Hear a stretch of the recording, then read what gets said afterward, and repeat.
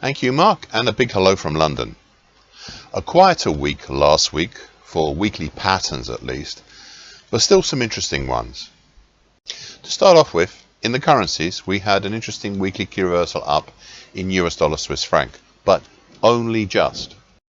This move was nevertheless enough to see a significant move higher this week, despite Monday having a reactionary move lower. Prices are now at a high not seen since late April and looking to challenge the gold long moving average overhead at 79.14. Next, we had a significant weekly key reversal down in sterling against the US dollar, so it's down in cable.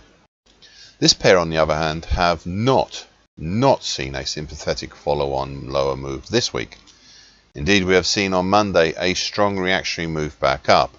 A daily key reversal up as a reaction to testing the March 2022 low at 132.98, as well as nearby supports of a couple of nearby necklines, currently at 132.79 and 133.39, and a 61.8% Fibonacci line at 132.65. That is also the August 2024 high. At the same time this week, the overhead combination of the long moving average, which is currently at 134.21, and the short medium moving average, currently at 134.26, as well as the 24 high, which is at 134.34, well, they've capped the reactionary move back up. So we are seemingly getting caught between a strong resistance and a strong support. Over now to Scandinavia, and we had weekly key reversals up last week in both the US dollar Norwegian krona and the US dollar Swedish krona. Neither of these two this week has made much of an effort in following on higher, but they still remain around the highs of last week. Finally, in the currencies, we had a weekly key reversal down in US dollar against Romanian leu last week. In many ways, this could be seen as a delayed reaction to the move seen higher in euro-ron. However, this move was prompted by just one day, last Friday. And this week we have seen prices fully recover higher and indeed make new highs not seen since May last year. Nothing much last week in stock and stock indexes or the futures, nor in fixed income and their futures. But we did see some interesting weekly patterns in commodities.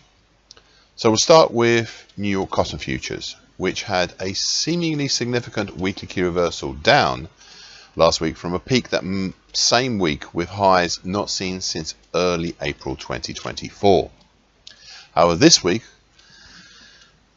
we have not seen any follow through lower, though I do note prices are still hovering around the low seen last Friday. On to Chicago soybean futures, and similarly, though not as impressively, the market here made a peak last week, one not seen since early March this year, and then made a weekly key reversal down.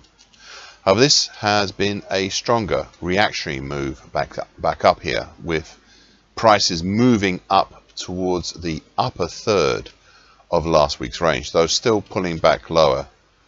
It all still within last week's range. There was no sympathetic moves in either soybean meal or soybean oil. Finally, there was a weekly key reversal up in Chicago lean hog futures last week, but this was only on the continuous charts and is therefore of some dubious nature. Now this week, despite on Monday the market making a new high on the continuous charts, one not seen since mid-July last year, prices have come back off, trying to fill in the changeover gap, which they have almost done. It's not the end of the world for the bulls out there, as once this changeover gap is filled, I'd like to see what the market can provide, but I will say it's somewhat discouraging. As always, I'm happy to answer any direct questions for anyone who's interested, and with that I'll finish this section from London, and I hope you found these comments useful. Thank you for watching and listening. This weekly broadcast gives the essential market patterns and consequences. Please be aware of the risk disclaimer posted both at the front and at the back of this broadcast. Copyright is Eddie Tofpick and ADM Investor Services International Limited. And here comes the final important bit.